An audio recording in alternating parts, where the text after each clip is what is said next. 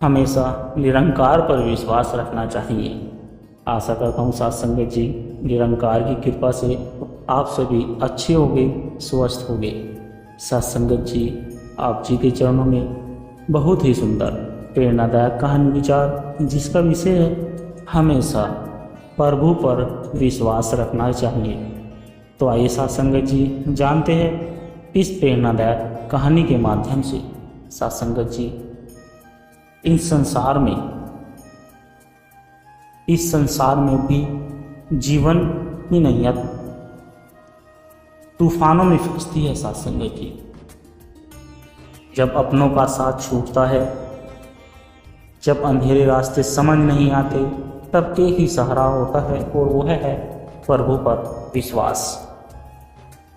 साथ संगत जी, आज की इस प्रेरणादायक निरंकारी कहानी में हम आप जी संतों को बताएं कि कैसे एक सामान्य परिवार ने जीवन के कठिनतम क्षणों में भी प्रभु पर विश्वास बनाए रखा और अंततः उनकी अवस्था ने उन्हें हर तूफान से पार लगा दिया।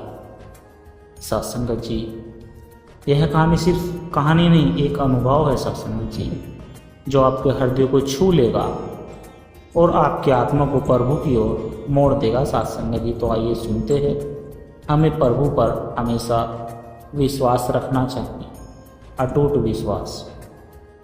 सत्संगत जी, शहर के एक कोने में एक छोटा सा घर था,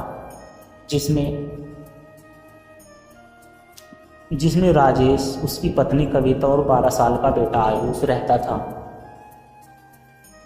सत्संगत जी, राजेश एक स्कूल में अध्यापक था और कविता बच्चों को ट्यूशन पढ़ाकर परिवार की मदद करती थी। जीवन सादा था पर खुशहाल था। एक दिन अचानक राजेश की नौकरी किसी कारणवश चली गई। कविता की तबीयत बिगड़ गई, घर में खर्च चलाना भी मुश्किल हो गया। सत्संग जी, लोग कहते कि तेरा भगवान कहाँ है, अब किसे पुकारेगा। लेकिन राजेश हर दिन प्रभु निरंकार का नाम लेकर कहता कि वो देख रहा है, वो यहीं है, हमारे अंग संग। समय जरूर बदलेगा, मुझे उस पर पूरा भरोसा है। सत्संगत जी, राजेश को कहीं भी नौकरी नहीं मिल रही थी। कविता को गंभीर बीमारी हो गई थी और वह बीमारी कैंसर था, जिसके इलाज के पैसे नहीं थे।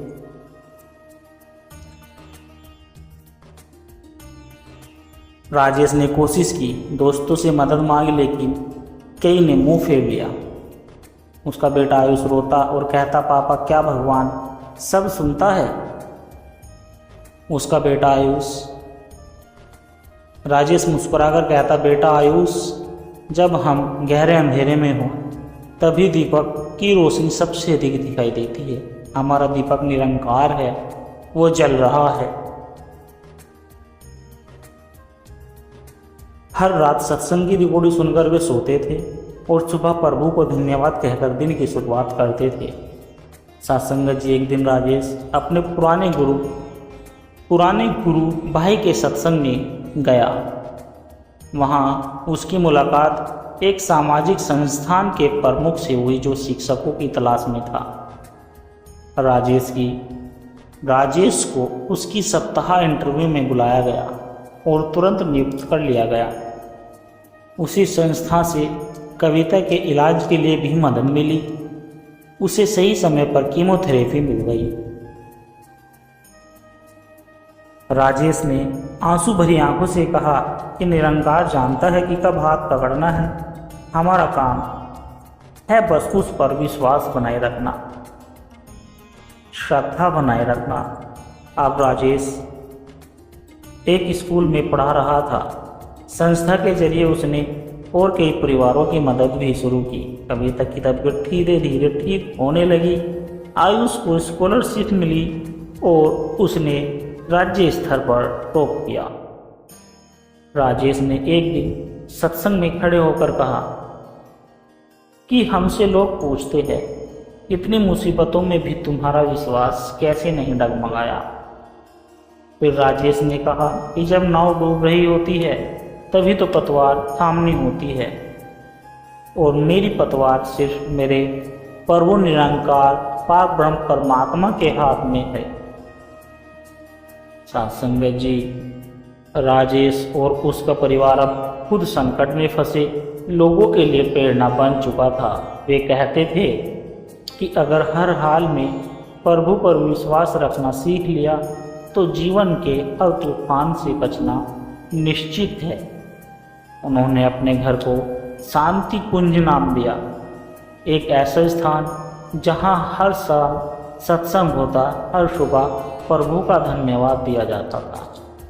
सत्संगत जी, यह कहानी हमें सिखाती है कि ईश्वर की योजना हमारी समझ से बड़ी होती है। कभी लगता है कि जीवन रुक गया है, लेकिन वही रुकना अक्सर एक नई दिशा की शुरुआत होता है। सत्संगत जी, अगर आप भी संकट से गुजर रहे हैं तो घबराइए मत। निरंकार प्रभु जानता है आपको कब संभालना है। बस इस निरंकार पर विश्वास बनाए रखिए, क्योंकि जब दुनिया छूट जाती है तब ईश्वर साथ आता है। सत्संगत जी,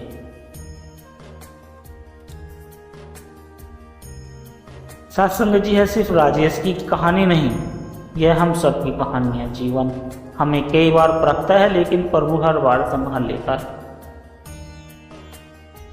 अंत में सत्संगत जी बस यही कहेगी कि हर परिस्थिति में प्रभु पर विश्वास रखना ही सच्ची बात है, और यही विश्वास हमारे जीवन की सबसे बड़ी पूंजी है। सत्संगत जी, सत्संगत जी, एक शांत हरियाली से भरे गांव में अर्जुन नाम का सीधा साधा गरीब किसान का बेटा रहता था। अर्जुन दिन भर खेतों में अपने पिता की मदद करता और रात को मंदिर में जाकर प्रभु का नाम जाप करता था। अर्जुन का जीवन संघर्षों से भरा हुआ था। उसके पास न अच्छे कपड़े थे, न ही मोबाइल, न ही कोई मनोरंजन,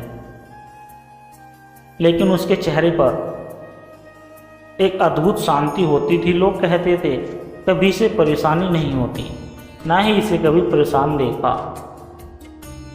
वो मुस्कुराकर कहता कि प्रभु ने दिया है, जो चाहिए वो भी, जो नहीं चाहिए वो भी, और उसने जो नहीं दिया उसमें भी हमारा ही भला है। सत्संगत जी, एक दिन अर्जुन के खेतों में अचानक कीट लग गया। पूरी फसल बर्बाद हो गई। कर्ज पहले से ही था, अब घर चलाना भी मुश्किल हो गया। कुछ दोस्तों ने कहा, तेरा भगवान कहाँ है? गांव के लोग यह कहकर उसे ताना मारने लगे कि तू बेवकूफ़ है जो हर शाम मंदिर जाता है, अब भी उस पत्थर के आगे सिर झुका रहा है। अर्जुन ने कहा, मैं पत्थर के आगे नहीं, उस शक्ति के आगे झुकता हूँ जो इस ब्रह्मांड को चला रही है। जिसने ये खेत दिया वही अगली बार दोबारा देगा। सत्संगत जी, इतनी कठिनाइयों के बीच अर्जुन की माँ गंभीर रूप से बीमार हो गई। इलाज के लिए पैसे नहीं थे। गांव के एक सेठ ने कहा कि अपनी माँ को मेरे हवाले कर दे, मैं इलाज करवा दूंगा, लेकिन बदले में तुझे अपनी ज़मीन छोड़नी होगी। अर्जुन ने विनम्रता से मना कर दिया। उस रात माँ के पास बैठकर वह बोला, माँ, तूने मुझे सिखाया था कि सच्चा भक्त कठिन समय में भी ईश्वर से शिकायत नहीं करता, कि सच्चा भक्त कठिन समय में भी ईश्वर से शिकायत नहीं करता, और आज वो दिन है। मैं तुझसे वादा करता हूँ माँ, तेरे इलाज होगा और हमें अपना आत्मसम्मान भी खोना नहीं पड़ेगा। सत्संगत जी, कुछ दिन बाद अर्जुन मंदिर में बैठा था जब एक अनजान बूढ़ा व्यक्ति वहां आया। वह थका और भूखा था। अर्जुन ने मंदिर से प्रसाद लाकर उसे खिलाया और अपने पुराने गमछे से उसके पैर पोंछ दिए।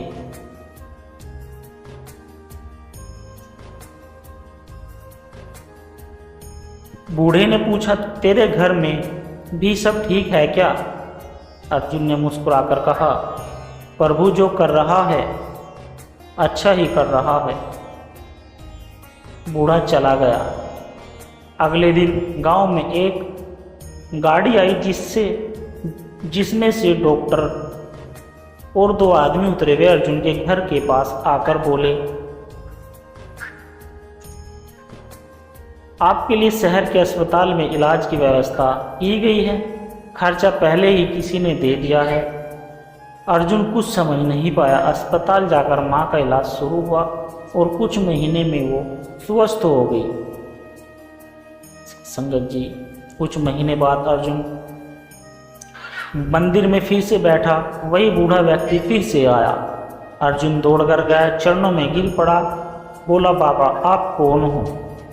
बूढ़ा बोला, मैं कोई नहीं बेटा, बस प्रभु का एक साधारण सेवक। तेरा विश्वास ही तुझे बचा ले गया। तुझे लगा कोई नहीं देख रहा है, लेकिन उसने सब देखा। जब तू खुद भूखा रहकर दूसरों को खिलाता था, तब तू अपनी माँ को संभालते हुए भी प्रभु का धन्यवाद करता था। तब उसने सब नोट किया। बस उसी दिन उसने निर्णय लिया कि अब मेरी सहायता भेजनी होगी। बूढ़ा मुस्कुराया और अदृश्य हो गया। सात्संगत जी, अब अर्जुन केवल किसान नहीं रहा। उसने गांव के बच्चों को मुफ्त में पढ़ाना शुरू किया। हर रविवार सत्संग करवाता। उसका जीवन सेवा और श्रद्धा का प्रतीक बन गया था। गांव वाले जो पहले ताना देते थे, अब उससे सीखने लगे। किसी ने पूछा, तू इतना कैसे बदल गया है? अर्जुन बोला, मैं नहीं बदला, मेरी अवस्था ने मुझे बदल दिया। मैंने प्रभु पर भरोसा रखा और उसने मेरी कश्ती तूफानों से निकाल दी। सात्संगत जी, अर्जुन की यह कहानी हमें सिखाती है कि जब हम अंधेरे में होते हैं तो हमें रोशनी बाहर नहीं भीतर जलानी होती है, और वह रोशनी है प्रभु पर अडिग विश्वास रखना। कठिनाइयाँ आएगी सात्संगत जी, लोग हंसेंगे, हालात बिगड़ेंगे, लेकिन जो प्रभु पर टिके रहते हैं अंत में वही उठते हैं, क्योंकि प्रभु देर से देता है लेकिन देता जरूर, और जब देता है तो सबसे अच्छा होता। सत्संगत जी, राजन एक सफल बिजनेसमैन था। नाम, पैसा, इज्जत सब कुछ था, लेकिन हर रात उसकी आंखें नींद से पहले किसी खालीपन से भर जाती थी। कभी कभी वह छत पर बैठकर आकाश की ओर देखता और सोचता, क्या यही सब कुछ है जो मैं कमा रहा हूं? वो क्या मुझे भीतर से भर रहा है? राजन ने मंदिरों, गुफाओं और किताबों में उत्तर ढूंढा, लेकिन हर बार प्रश्न वही रहा कि मैं कौन हूँ। एक दिन राजन अपने शहर में एक आध्यात्मिक सत्संग के बारे में पता चला।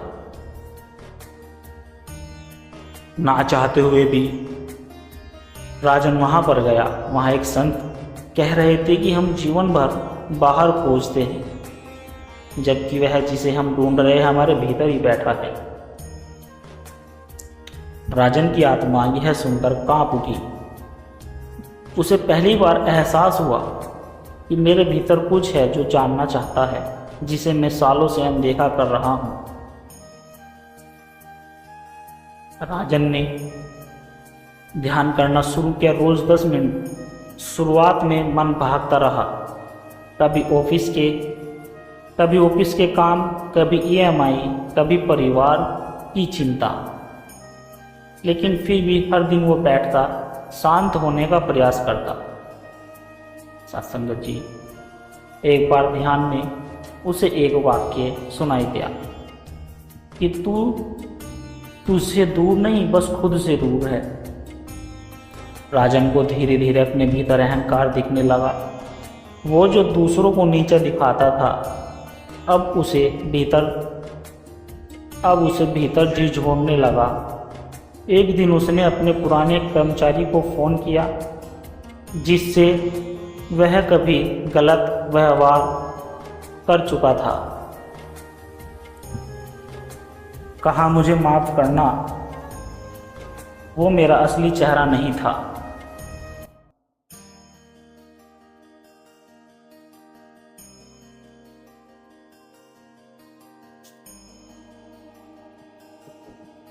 राजन धीरे धीरे, मुझे माफ़ करना, मैं तुझसे अभिमान में बात की थी। आज मैं समझा वो मेरा असली चेहरा नहीं था। उसके कर्मचारी ने रोते हुए कहा, सर, यही तो असली अध्यात्म है। अब राजन की साधना गहरी होती जा रही थी। वह सत्संगों में जाने लगा, सेवा करने लगा। उसने महसूस किया कि प्रभु को पाने का मार्ग सिर्फ मंदिर ही नहीं बल्कि हर प्राणी में उसकी छवि को देखना है। एक दिन ध्यान में उसे एक दिव्य प्रकाश दिखाई दिया और वह बोला, तू मुझसे मिलने बाहर क्यों गया? मैं तो तेरे हर श्वास में, तेरे हर कर्म में था। बस तूने अपने अंदर झांकना ही छोड़ दिया था। राजन की आंखें खुल गई, वो रोने लगा। अब समझ आया, प्रभु तू मुझसे कहीं दूर नहीं था, मैं ही भ्रमित था। अब राजन पहले जैसा नहीं रहा। वो अब दूसरों को प्रभु की राह पर चलाने को प्रेरित करता, बिना दिखावे, बिना शोरगुल के सेवा करता, सत्संग कराता और प्रभु के प्रति कृतज्ञ से भरा रहता। किसी ने पूछा, तुम्हें ईश्वर मिल गया क्या? राजन बोला, नहीं, मैं नहीं कह सकता कि मैंने उसे पाया, लेकिन हाँ, अब मैं जानता हूँ कि वह मेरे भीतर है, हर श्वास में, हर स्पंद में। प्रभु की तलाश, सत्संगत जी, प्रभु की तलाश मंदिरों में शुरू हो सकती है, लेकिन उसका मिलन तब होता है जब आत्मा मौन हो जाती है। बाहर का शोर जब शांत होता है तब भीतर की आवाज़ सुनाई देती है। सत्संगत जी, ये जीवन सिर्फ कमाने, पाने और खाने का नाम नहीं, ये जीवन है उसके पास लौटने का जो हमारी आत्मा का केंद्र है, परमात्मा। सत्संगत जी है कहानी हर उस व्यक्ति की है जो जीवन में सब कुछ पा लेने के बाद भी एक खालीपन महसूस करता है। उस खालीपन को भरने वाला सिर्फ एक ही है, वह है प्रभु की अनुभूति। और यह अनुभूति तभी आती है जब हम सच्चे मन से उसकी ओर मुड़ते हैं। सत्संगत जी दास के द्वारा कही गई प्रेरणादायक कहानी विचार यदि आप जी को अच्छी लगी हो तो वीडियो को लाइक करें, शेयर करें, कमेंट बॉक्स में धन निरंकार जी लिखें और दास के चैनल को सब्सक्राइब जरूर कर दें। और सत्संगत जी दास को आशीर्वाद दे। हर रोज़ आप जी के चरणों में ऐसे ही प्रेरणादायक कहानी विचार लेकर आता रहूं। सत्संगत जी प्यार से कहना, धन निरंकार जी।